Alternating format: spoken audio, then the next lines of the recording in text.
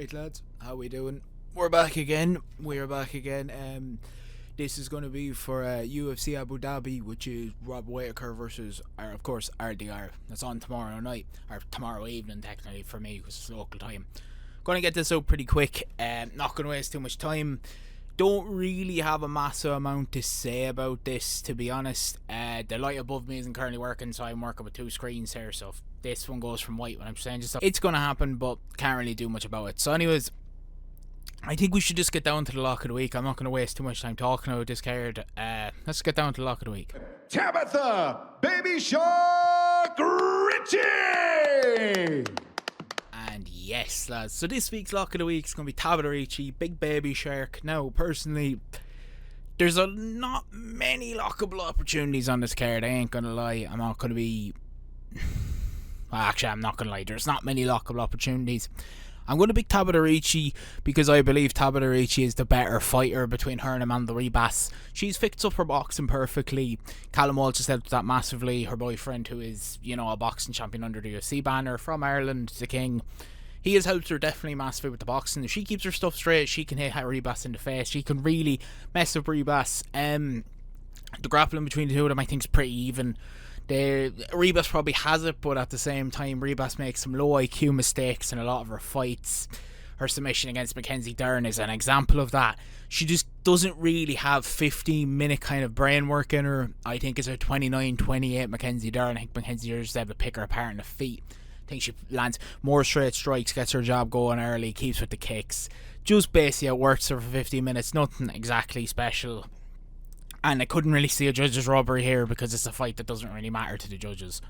But next we'll move into the favourites. So here we are inside the favourites. So we will start with Stephen Nagai. Now Stephen Nagai for me, I think, is probably one of the easiest bets on this whole card. He is 1-4 for very obvious reasons. If someone, hypothetically, if this ever happens, if someone put a gun to my head and said, you have to fight a UFC fighter, I'm picking Muhammad Yahya because Muhammad Yahya might be the worst fighter in UFC history, and that's no exaggeration. That man must wake up and bless his lucky stars he's born in Abu Dhabi, because he would never get to fight in the UFC if he wasn't born in Abu Dhabi. Ever. He is fucking terrible. The man was 8-3 and Foster was 1-0 in his own promotion.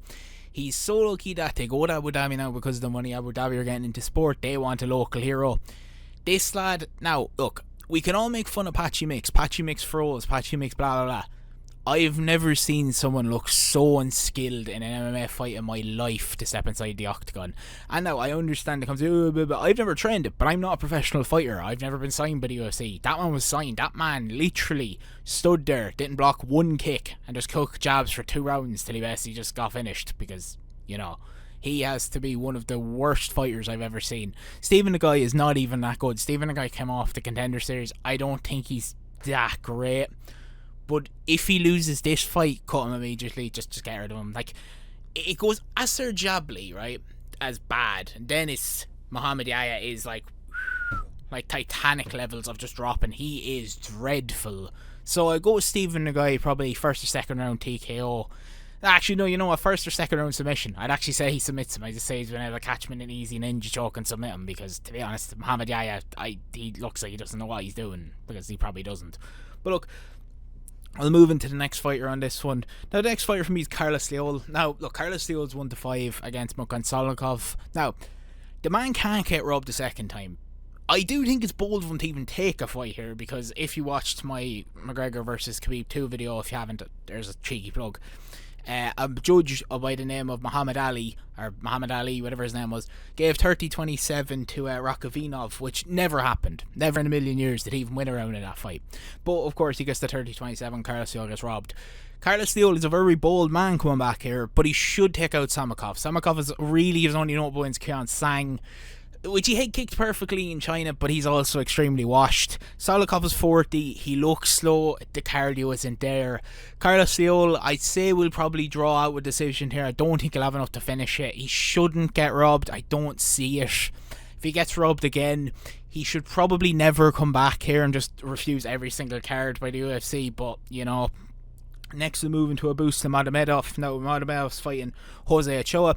Now, I think this is a bit bold because Abus's only actual loss is Moel Cape, and a pretty close fight to Moel Cape finished him, well, with an illegal strike because Moel Cape's Moel Cape, but still, a very close fight.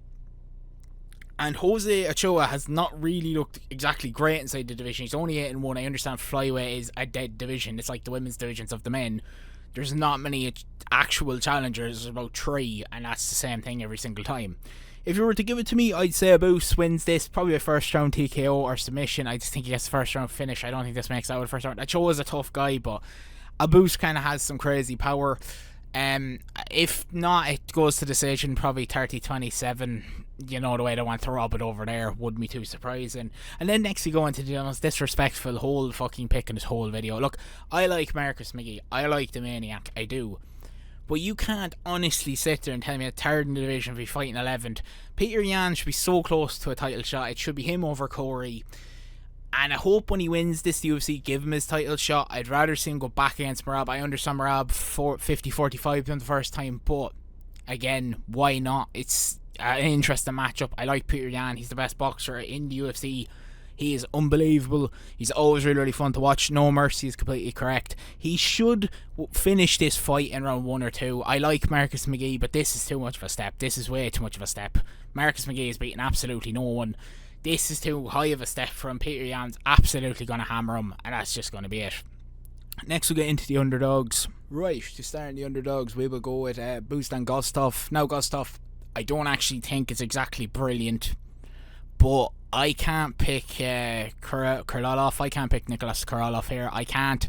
It's one of these ones where I think Krylov will do the exact same as he's going against Dominic Reyes. I think he'll rush in the first 2 or 3 minutes, get caught. He'll get knocked and probably get finished. Now, Buzdan Gostov isn't exactly great. I keep saying this. There's no actual real heavyweight kind of determination from below about 5 to basically 5 to 15. All these fighters are all on the same about 1 win. They push up. It's not rocket science. It's a dead division. To me, I think Buzdan Gostov can actually just pull out a finish. As I think again, Krylov is just going to rush in and get caught. Think the right's going to be there just the same as the Dominic Reyes fight. Think he'll catch him.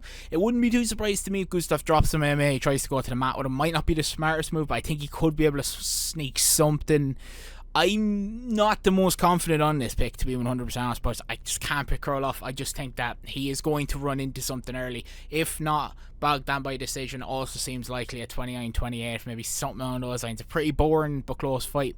Next, we're going to Said Nurmagomedov. Now, look, I do not think Said Nurmagomedov's that good. He is the typical Nurmagomedov. He's the boring, typical Nurmagomedov. He will hug you, sniff your bollocks, try and hold you down to the best of his ability. And I understand now I'm going to get, when fighters mix the arts.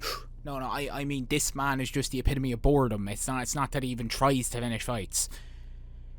To the contrary, I think this is the main issue with Bryce Mitchell as well. Bryce Mitchell is too safe, too happy to sit in the guard of a fighter, I'd honestly say too safe. He's just too used to sitting in guard in jiu-jitsu. He's just too used to go, get into my guard. Worked against Kron AC because he was just able to pick him up and slam him because Kron was not going to get up off his back. He can't strike.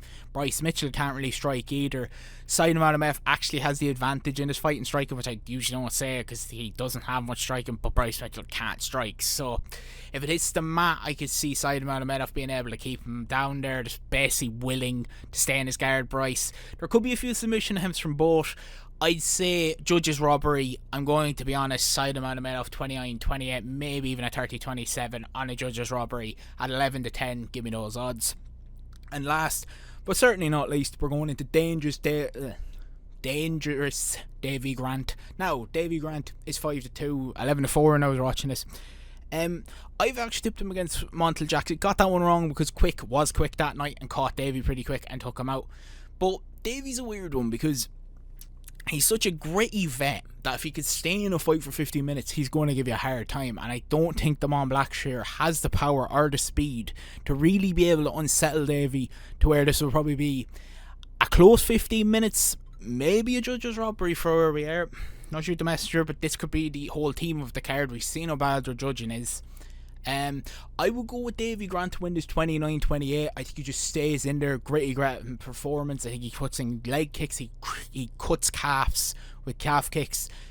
I think he doesn't obviously have the speed in the boxing, of course not, but I do think he might hold more power. I think if he's able to land the cleaner strikes, definitely going to see a lot more hesitation. I'd say he might get in on Damon Blackshear's side and get Damon Blackshear starting to worry.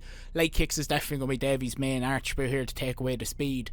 I go to 29-28 decision, robbery, possibly. But look, we'll go get into the ACA because that's it for the whole card. We'll just go into the ACA. I already have it made here. So this is that right there. So Stephen Nagai 1-4, Carlos Seo 1-5, Abus 4-5, and then Peter Yan 1-4.